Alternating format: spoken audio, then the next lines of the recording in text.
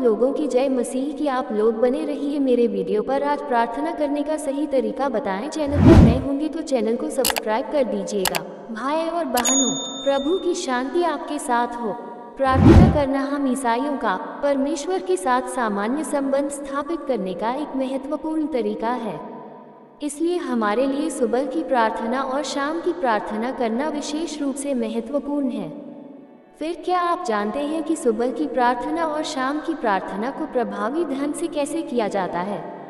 हालांकि कई भाई बहन परेशानी महसूस करते हैं। हर दिन हम सुबह और रात दोनों समय प्रार्थना करते हैं। हम खाने से पहले और खाने के बाद भी प्रार्थना करते हैं। साथ ही साथ जब हम सभा में होते हैं तब भी प्रार्थना करते हैं। इसके अलावा हर बार जब हम प्रार्थना करते हैं हम प्रभु से बहुत कुछ कहते हैं और लंबे समय तक प्रार्थना करते हैं। हालांकि हम हमेशा ऐसा महसूस करते हैं जैसे परमेश्वर वहाँ नहीं है। ऐसा लगता है जैसे हम प्रार्थना करते समय खुद से बात कर रहे हैं और हमारी आत्मा शांति या आनंद महसूस नहीं करती है। परमेश्वर हमारी प्रार्थनाओं को क्यों नहीं सुनते? हम ऐसी प्रार्थना कैसे करें ताकि हम परमेश्वर की प्रशंसा प्राप्त कर सकें? वास्तव में परमेश्वर के हमारी प्रार्थना न सुनने के कुछ कारण हैं। मैं इस बारे में अपनी व्यक्तिगत समझ सभी से साझा करूंगा। प्रभु यीशु ने कहा, जिसमें सच्चे भक्त पिता की आराधना आत्मा और सच्चाई से करेंगे, क्योंकि पिता अपने लिए ऐसे ही आराधकों को ढूंढता है। यूहन्ना 4:23। परमेश्वर के वचनों ने हमें दिखाया है कि हमें परमेश्वर के इरादों के अनुसार उनकी आराधना करने के लिए प्रार्थना कैसे करनी चाहिए। परमेश्वर सबसे अधिक ध्यान इस बात पर केंद्रित करते हैं कि जब हम उनके सामने होते हैं तब क्या हम एक निष्कपट दिल रखते हैं और क्या हम उनसे ईमानदार और सच्चे शब्द बोलते हैं। अगर प्रार्थना करते समय हमारे दिल में उनके लिए आदर है, हमारा दिल निष्कपट है, तो परमेश्वर हमारी प्रार्थनाएं स्वीकार करेंगे। हालांकि जब हम परमेश्वर से प्रार्थना करते हैं हम अक्सर परमेश्वर के सामने खुद को शांत करने में और परमेश्वर से प्रार्थना करने के लिए एक सच्चे दिल का उपयोग करने में असमर्थ होते हैं। हमारे होंठ हिलते हैं लेकिन हमारा दिल परिवार या काम के बारे में सोच रहा होता है और चिंताओं से भरा होता है। कभी कभी हमारे होंठ हिलते हैं लेकिन हमारे दिल नहीं। हमारा रवैया खरा नहीं होता और हम बस उदासीनता से काम करते हैं और क्या हो सकता था इस पर विचार करते हैं। हम इसे लापरवाही से करते हैं।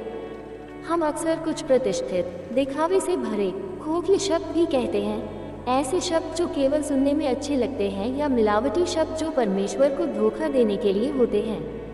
मिसाल के तौर पर हम अपने माता पिता से प्रभु की तुलना में ज़्यादा प्यार करते हैं, या हम अपने करियर को प्रभु से ज़्यादा प्यार करते हैं। फिर भी जब हम प्रार्थना करते हैं तो हम कहते हैं, हे प्रभु, मैं आपसे प्यार करता हूँ, मैं सब कुछ छोड़ने के लिए तैयार हूँ और अपने पूरे दिल से आपके लिए व्यय करना चाहता हूँ। जब हमारे परिवारों को कुछ दुखद घटनाओं का सामना करना पड़ता है तो हमारे दिल नकारात्मक हो जाते हैं और हम प्रभु से शिकायत करते हैं।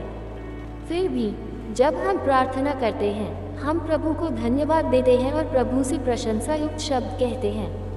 असल में प्रार्थनाओं में यदि कोई निष्कपट नहीं है और केवल कुछ बड़े बड़े खोखले या झूठे शब्दों का उपयोग करके उदासीनता से काम करता है, या यदि कोई परमेश्वर के सामने अपना भेष बदलकर केवल कुछ कर्मप्रिय शब्द कहता है, तो वह परमेश्वर को धोखा दे रहा है। परमेश्वर उन प्रार्थनाओं को नहीं सुनेगी जो खरी नहीं है। दूसरा, क्या हम परमेश्वर से तर्कसंगत तरीके से प्रार्थना करते हैं? ज़्यादातर समय जब हम परमेश्वर से प्रार्थना करते हैं हम परमेश्वर से चीज़ों की अंधाधुंध मांग करते हैं, या हमारे पास परमेश्वर के लिए सभी प्रकार के असाधारण अनुरोध होते हैं। उदाहरण के लिए, यदि हमारे पास नौकरी नहीं है तो हम परमेश्वर को नौकरी देने के लिए कहते हैं। अगर हमारे पास बच्चा नहीं है तो हम परमेश्वर से हमें एक बच्चा प्रदान करने के लिए कहते हैं। अगर हम बीमार हैं तो हम परमेश्वर को अपनी बीमारी का इलाज करने के लिए कहते हैं। अगर हमारे परिवार कठिनाइयों का सामना कर रहे हैं तो हम परमेश्वर से हमारी मदद करने को कहते हैं। व्यवसाय लोग परमेश्वर से प्रार्थना करते हैं और उनसे आशीष मांगते हैं ताकि वे बहुत सारा पैसा कमा सकें। छात्र परमेश्वर से समझदारी और बुद्धि की आशीष देने के लिए कहते हैं। वृद्ध लोग परमेश्वर से बीमारी और आपदाओं से बचाने के लिए कहते हैं ताकि वे अपने अंतिम वर्ष शांति में बिता सकें। जीवन में चाहे हम जिन भी कठिनाइयों और परीक्षणों का सामना करें, हम कभी भी परमेश्वर की व्यवस्था के अधीन नहीं हो पाते। हम हमेशा आशा करते हैं कि परमेश्वर हमें हमारी परेशानियों से बचाएंगे ताकि हमें और पीड़ा नहीं सहनी पड़ेगी। हम हमेशा प्रभु से हमारी रक्षा करने के लिए कहते हैं ताकि हम खुश और शांतिपूर्ण रह सकें। इस प्रकार की प्रार्थना परमेश्वर की रचनाओं में से एक की परमेश्वर से की गई प्रार्थना नहीं है। इसके बजाय इसमें परमेश्वर से चीज़ों को मानना और उन्हें हमारे विचारों के अनुसार चीज़ों करने को कहना शामिल है। जब लोग परमेश्वर में विश्वास करते हैं तो वे आशा करते हैं कि परमेश्वर उनके सभी अनुरोधों और इच्छाओं को पूरा करेंगे। यह मूल रूप से परमेश्वर के साथ व्यापार समझौता करना है और इसमें विवेक या तर्कसंगतता का एक कतरा भी नहीं है। इस तरह के लोगों में परमेश्वर के लिए वास्तविक विश्वास और प्रेम नहीं होता और न ही वे वास्तव में परमेश्वर की आज्ञा का पालन या आदर करते हैं, बल्कि वे अपने लक्ष्यों को प्राप्त करने के लिए परमेश्वर का उपयोग कर रहे हैं। ये बिल्कुल वैसा ही है जैसा परमेश्वर ने कहा था, ये लोग होठों से तो मेरा आदर करते हैं पर उनका मन मुझसे दूर रहता है। मत्ती 15:8। इसलिए परमेश्वर ऐसी प्रार्थनाओं को नहीं सुनते जो लोग अनुचित इरादों से करते हैं। हमें रचे गए प्राणियों के स्थान पर खड़ा होना चाहिए और परमेश्वर से कोई मांग नहीं करनी चाहिए। हमें एक ऐसे दिल से प्रार्थना करनी चाहिए जो परमेश्वर को समर्पित होता हो। जब हम प्रार्थना करते हैं तो हमें स्पष्ट होना चाहिए कि हम रचनाएं हैं और परमेश्वर हमारे सृष्टिकर्ता हैं। परमेश्वर अपने हाथों में सभी चीज़ों और घटनाओं को रखते हैं। हमारा सब कुछ परमेश्वर द्वारा नियंत्रित है, जिसका भी हम हर दिन सामना करते हैं, भले ही वह छोटा मामला हो या बड़ा, ये सब परमेश्वर की व्यवस्था के कारण है। जब हम परमेश्वर से प्रार्थना करते हैं तो हमें रचनाओं के रूप में अपनी स्थिति में दृढ़ रहना चाहिए और परमेश्वर के सामने एक आस्थावान और समर्पण के दृष्टिकोण के साथ परमेश्वर की इच्छा की तलाश करनी चाहिए। हमें परमेश्वर से कोई मांग नहीं करनी चाहिए। उदाहरण के लिए, जब हमें कठिनाइयों का सामना करना पड़ता है और हम नहीं जानते कि हमें क्या करना है, हम इस तरह से प्रार्थना कर सकते हैं, हे परमेश्वर, मैं इस मामले में सत्य को समझ नहीं पा रहा हूँ। मुझे नहीं पता कि मुझे चीज़ों को आपके इरादों के अनुसार कैसे करना चाहिए। फिर भी मैं आपके वचनों में खोज करने और चीज़ों को आपके अनुरोधों के अनुसार करने और अपने इरादों को पूरा करने के लिए तैयार हूँ।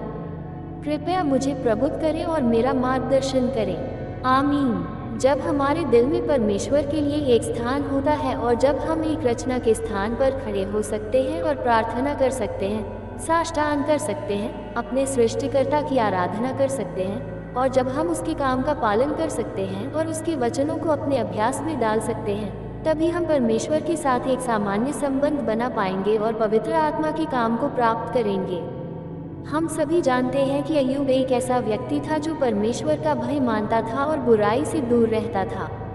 जब उसने अपने सभी मवेशियों, बेटों, बेटियों को खो दिया, जब वह सिर से पैर तक घावों से ढका हुआ था और बहुत दर्द सह रहा था, तब भी वह मानता था कि परमेश्वर सबके शासक हैं और परमेश्वर की अनुमति के बिना उसके साथ ऐसा नहीं होता।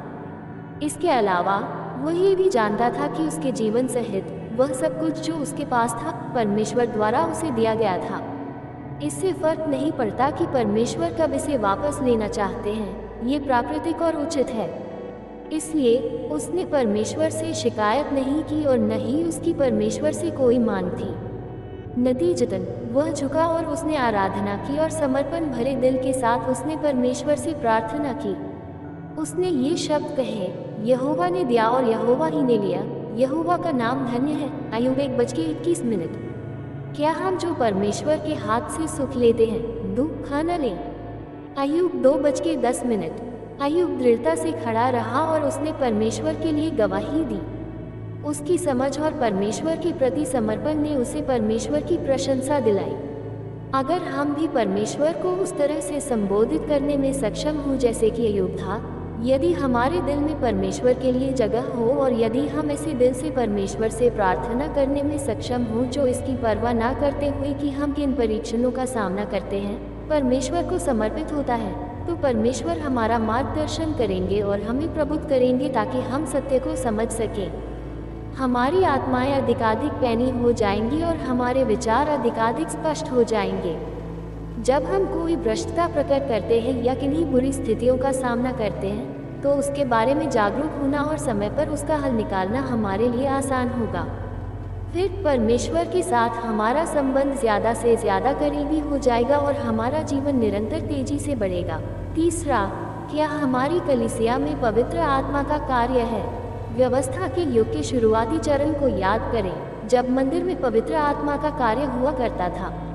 जब लोग पाप करते थे तो उन्हें पवित्र आत्मा का अनुशासन प्राप्त होता था। यदि परमेश्वर की सेवा करने वाले याजक व्यवस्था तोड़ते तो आग सीधे स्वर्ग से नीचे आकर उन्हें जलाकर मार डालती थी। लोग बहुत डर कर रहते थे और वे अपने दिल में परमेश्वर का आदर करते थे। हालांकि व्यवस्था के युग के बाद के समय के दौरान जब यीशु प्रकट हुए और उन्होंने काम किया तो यहूदी लोग व्यवस्था का पालन नहीं कर पाए। उन्होंने मंदिर का इस्तेमाल पैसे की अदला बदली और पशुधन बेचने के लिए किया। उन्होंने मंदिर को चोरों का अड्डा बना दिया। इसमें अब पवित्र आत्मा का अनुशासन नहीं रह गया था। चूंकि पवित्र आत्मा पहले से ही यीशु के काम के समर्थन के लिए मंदिर छोड़ चुका था, इसलिए वे लोग जो मंदिर में रहते थे और यीशु के उद्धार को स्वीकार करने से इनकार करते थे, वे परमेश्वर के कार्य द्वारा हटा दिए गए और अंधकार में गिर गए। भले ही उन्होंने यहोवा के नाम पर प्रार्थना की, फिर भी परमेश्वर ने उनकी प्रार्थना नहीं सुनी। इससे भी अधिक, वे पवित्र आत्मा के कार्य को प्राप्त करने में असमर्थ रहे। आइए हम अपनी आज की कलीसिया पर नजर डालें। पादरियों और एल्डरों के उपदेश रुचिकर हैं। कोई नई रोशनी नहीं है। भाई बहनों को जीवन पोषण नहीं मिलता और उनकी आत्माएं सूखती जाती हैं, अंधकारमय हो जाती हैं और पवित्र आत्मा की उपस्थिति को महसूस करने में असमर्थ होती हैं। वे देह और जीवन के सुख के लिए लोभ करने के साथ साथ हैसियत और शक्ति की तलाश भी शुरू कर देंगे। सहकर्मियों के बीच संघर्ष शुरू हो जाएगा। उनके अपराध अक्सर उन पर विजय पा लेंगे और वे प्रभु के प्रति ऋणी महसूस नहीं करेंगे।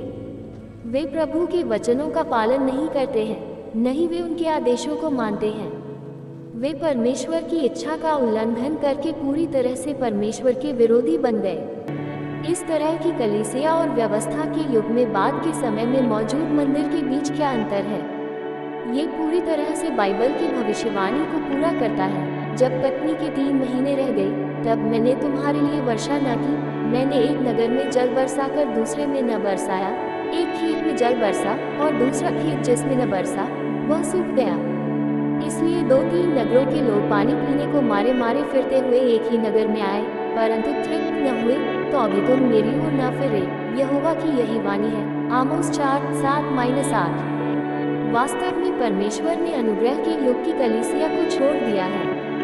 बहुत से भाई बहन ऐसे हैं जिन्हें लगता है कि कलीसिया में पवित्र आत्मा का कार्य अब नहीं रहा तथा परमेश्वर ने हमसे मुंह मोड़ लिया है। तो ऐसा कैसे संभव है कि हमारी आत्माएं न सूखें? परमेश्वर हमारी प्रार्थनाएं कैसे सुन सकते हैं? हम सभी जानते हैं, व्यवस्था के युग के बाद की अवधि में मनुष्य शैतान द्वारा अधिकाधिक गहराई से दूषित हो गया था। मनुष्य पाप के भीतर रहता था और उसके सामने व्यवस्था द्वारा दोषी ठहराए जाने और मृत्युदंड पाने का खतरा था। फिर यीशु मसीह के नाम के अंतर्गत परमेश्वर ने व्यवस्था का युग समाप्त कर दिया, अनुग्रह के युग की शुरुआत की और मानव जाति के छुटकारे का काम किया। तब से यहूदी धर्म ने पूरी तरह से परमेश्वर की महिमा में उपस्थिति को खो दिया। इससे फर्क नहीं पड़ता था कि प्रभु यीशु के नाम और कार्य को स्वीकार न करने वाले लोग कौन सी परिस्थितियों का सामना करते थे, कैसी प्रार्थना करते थे और यहोवा परमेश्वर से कैसे अनुनय विनय करते थे। परमेश्वर उनकी नहीं सुनते थे और उन्हें पवित्र आत्मा का कार्य प्राप्त नहीं होता था। जबकि जिन लोगों ने यीशु के नए कार्य को स्वीकार किया और यीशु के नाम पर प्रार्थना की, वे परमेश्वर के जीवन जल के झरने की पोषण का आनंद प्राप्त करते थे। जब वे प्रभु को पुकारते तो वे परमेश्वर के कर्मों को देखने में सक्षम होते और उनके पास पवित्र आत्मा के काम का साथ होता था। आजकल हम प्रभु के नाम पर चाहे जैसे भी प्रार्थना करें, हमें पवित्र आत्मा के कार्य का एहसास नहीं होता और हम उनकी उपस्थिति को महसूस नहीं कर पाते। हम अपने जीवन के पोषण नहीं प्राप्त कर पाते हैं और हम पाप करते हैं लेकिन अनुशासन नहीं पाते। ऐसा संभव है कि एक बार फिर पवित्र आत्मा का कार्य का मार्ग मोड़ दिया गया है। बाइबल कहती है, यदि कोई मेरी बातें सुनकर न माने तो मैं उसे दोषी नहीं ठहराता, क्योंकि मैं जगत को दोषी ठहराने के लिए नहीं, परंतु जगत का उद्धार करने के लिए आया हूँ। जो मुझे तुच्छ जानता है और मेरी बातें ग्रहण नहीं करता है, उसको दोषी ठहराने वाला तो एक है, अर्थात जो वचन मैंने कहा है वही पिछले दिन में उसे दोषी ठहराएगा। यूहन्ना 12:47 क्योंकि वह समय आ पहुंचा है कि पहले परमेश्वर के लोगों का न्याय किया जाए। 1 पतरस 4:17। इन पदों से हम देख सकते हैं कि अंत के दिनों में परमेश्वर न्याय के कार्य के चरण को करने के लिए एक बार फिर लौट आएंगे। परमेश्वर भरोसेमंद है, वे जो कहेंगे वैसा ही होगा। जहाँ तक हमारी बात है, हमें परमेश्वर से जीवन के झरने तक जाने के लिए मार्गदर्शन मांगते हुए तलाश और प्रार्थना करनी चाहिए, ताकि हम सिंचन और पोषण प्राप्त कर सकें और अपने प्रभु के वचनों का अनुसरण कर सकें। मेरा मानना है कि जब तक हमारे पास ऐसा दिल है जो प्यासा है और तलाशता है, हम परमेश्वर का मार्गदर्शन प्राप्त करेंगे।